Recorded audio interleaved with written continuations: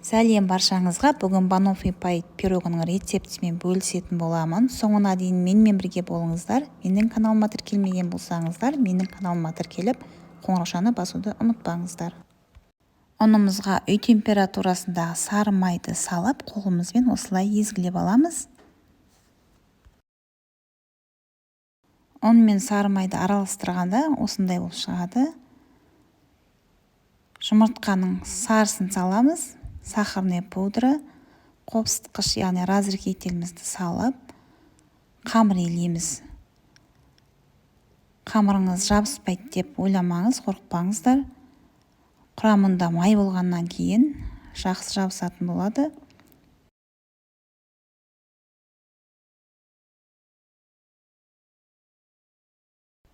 Қамырымыз осындай қолға жабысқақ болады.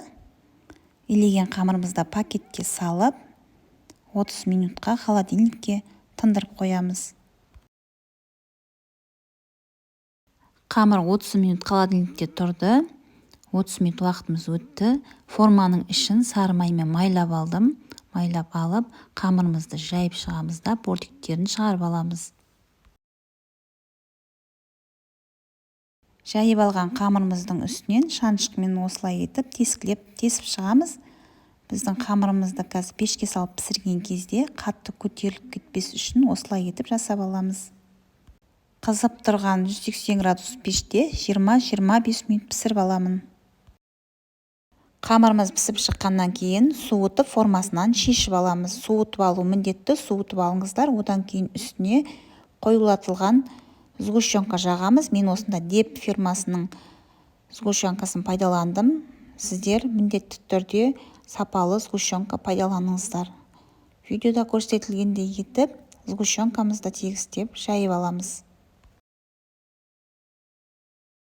Сгущенкасын жағып алғаннан кейін банандарды мен осылай кесіп дайындап алдым. Жіңішкелеп кесіп, видеода көрсетілгендей етіп, тізіп қойып шығасыздар. Банофи пай пирогының рецептісінің мөлшерін видеоның астында описание бөлімінде қалдыратын боламын. Крем дайындайтын боламын. Ол үшін бізге салқын, менде 33% сливки, оның үстіне сахарный пудраны салып миксерлейміз.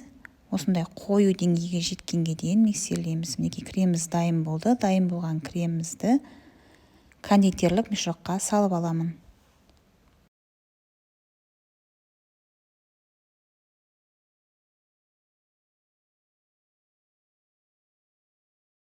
Дайын болған кремімізді пирогымыздың бетіне осылай әдемі етіп жасап шығамыз.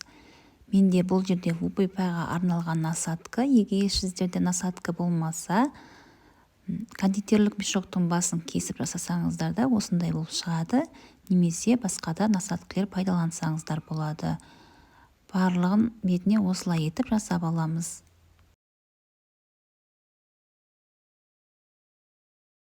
Дайын болған пирогымыздың бетіне какаоны електен өткізіп, осылай сеуіп шықтым. Өте әдемі көрінеді, жасап көріңіздер.